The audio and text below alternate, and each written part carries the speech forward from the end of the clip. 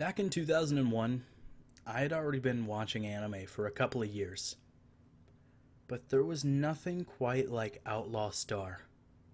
I remember still to this day getting off the bus from third grade and 8-year-old Derek running in and ignoring everything to go and watch Toonami, to go and bathe in the crimson glow of the XGP.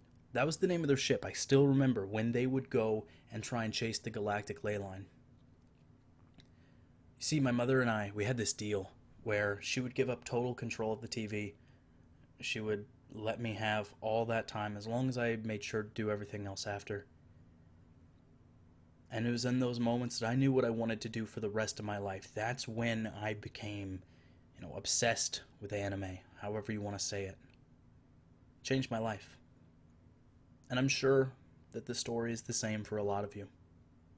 I know that there's a whole bunch of people out there that watch this that can tell me exactly where they were, what they were doing when they fell in love with anime.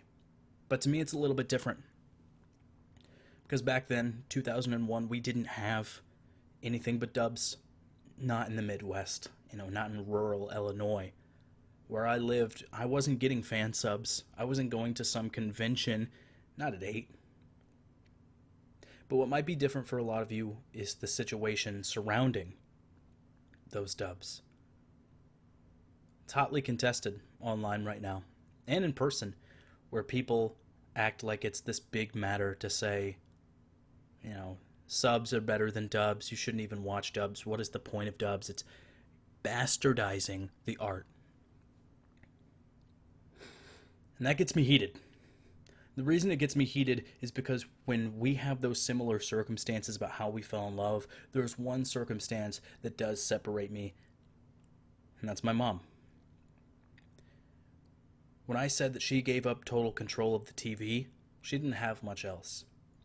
My mother was born with multiple illnesses that caused her to lose her entire left eye and 90% of the use of her right eye before she was old enough to walk. And I don't know how much she really cared or showed interest, but I still remember that her being able to hear and understand what was going on there, that was something that she could only do because it was dubs. Today, if I were to watch something that didn't have a dub, if I tried to connect with her, if she wanted to connect with me, because I know she still listens to this here, she wouldn't be able to.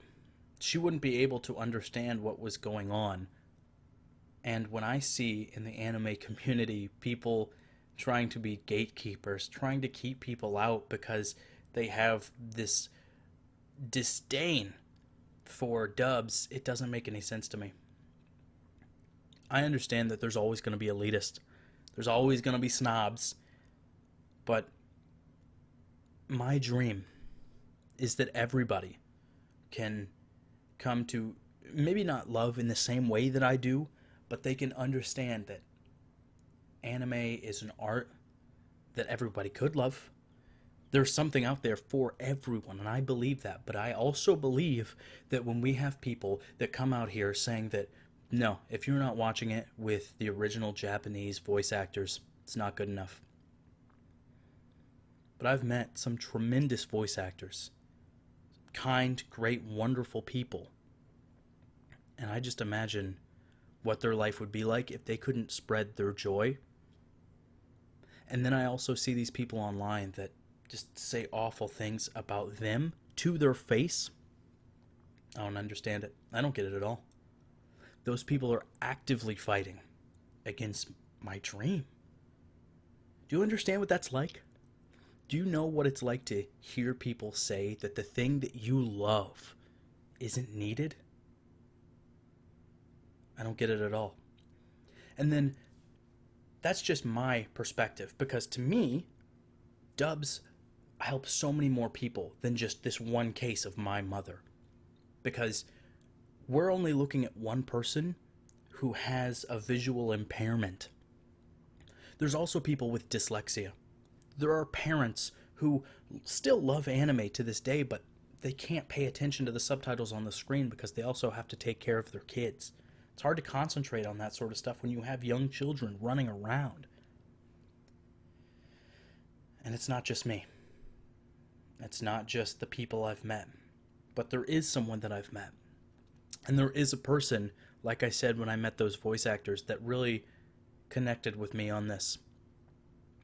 When I went to an anime convention back in January, I met a voice actor named Warki T. Chocobo. And it was really cool getting to hear him tell his story about how he got started in voice acting. And the reason it's so cool to me is because it's my story. It's the same thing. When he talked about how he had a blind mother who wasn't able to, spend time enjoying the same things, he went to a local library and he recorded audiobooks. That way, his mother, as well as other blind people and visually impaired people in the area, could enjoy those same things that he loved. And because the world is not always a dumpster fire, he got picked up because of that. He started doing radio ads, TV commercials, and now he does games like JRPGs and visual novels with, man love bedroom fun time. So when we talk about these objective opinions, we need to understand the difference between objective and subjective, because it is not that subs are greater than dubs. We need to make that an equal to. And I don't want to sound like I don't watch subs. I absolutely do, but that's because so much of what is out there is never going to get an English translation. It's never going to happen, and I accept that because that's not something I can change. I'm just one guy, and I get that. But the less dubs are watched and appreciated, the less we're going to get in the future. And I don't like to think about that at all. I never want to think about a world where people with disabilities can't enjoy this thing that I love, because that's such a disgusting way to look at it. I don't like thinking about that. But it's not just the elitists that are wrong here. I gotta take the L as well. And the reason that I'm losing is because of all the videos I put out, of these talks, the podcasts, whatever that I've done, it's all audio. So, when I challenge these people, when I say that you need to respect dubs as an art form, I need to challenge myself as well. Which is why every talk I do, I'm going to release a blog post as well. I'm going to start adding transcriptions to all of the YouTube videos. Because there are people out there with hearing impairment. There are people out there who could take in this content, this passion that I have, that I want to give to all of you, that aren't getting it. And that's because of me, and me not putting in enough work.